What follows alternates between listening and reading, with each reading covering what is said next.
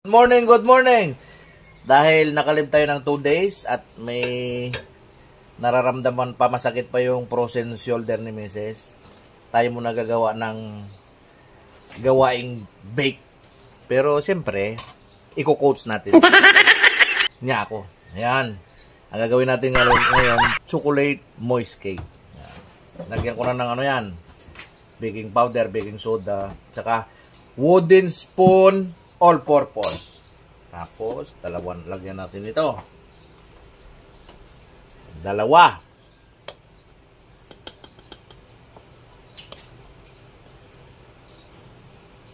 Isa.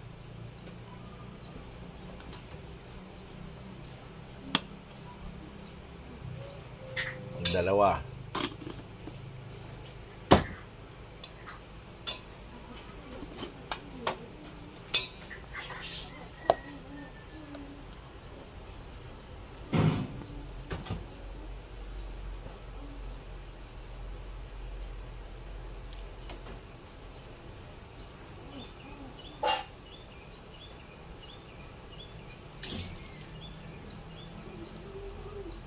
Ibig sabihin, hindi lang pang security ito.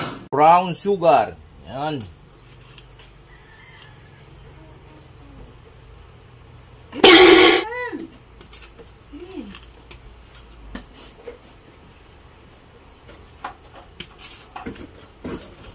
Parang tayo lang ito. All purpose. Hindi lang pang security. Pang baking pa. Yan. Apat.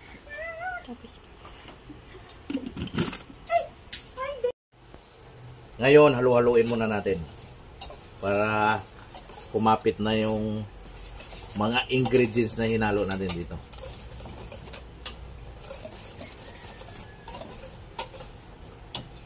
Nahalo na yan. Lagyan na natin siya ng Alaska na gatas. You know?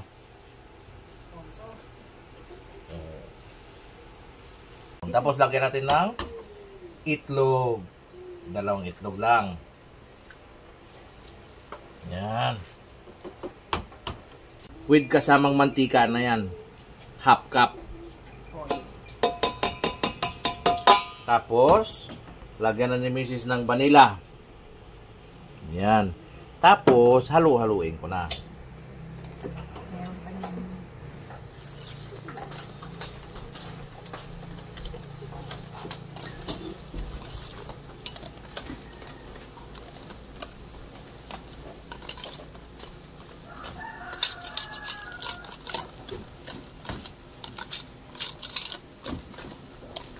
May hot water tayo at kape. Yan, haluin muna natin bago ibuhos dito sa mini-mix natin. Yan.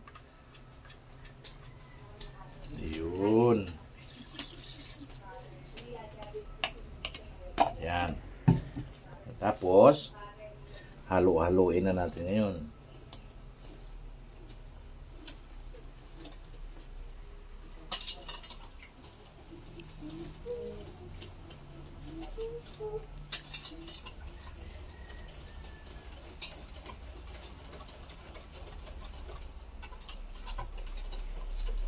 Buksan muna natin yung bintana para hindi ganun kainit.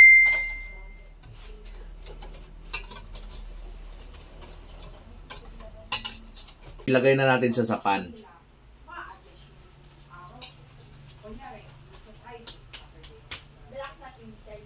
Yan. Yung pan na to, may butter na siya pati. Dapat pantay kasi ipapasok sa oven ito. Then, ipasok na natin sa oven for 45 minutes. Yan.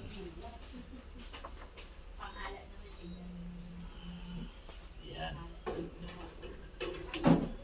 Okay, mamaya na lang ulit. Nilalagyan na ni Mrs. ngayon ng chocolate pods.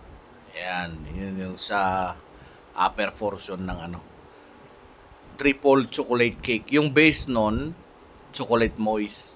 Ayan.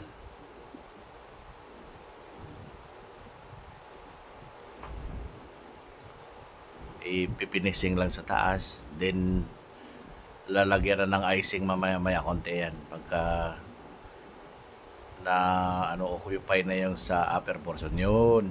Yan, lalagyan na ng icing na design sa taas.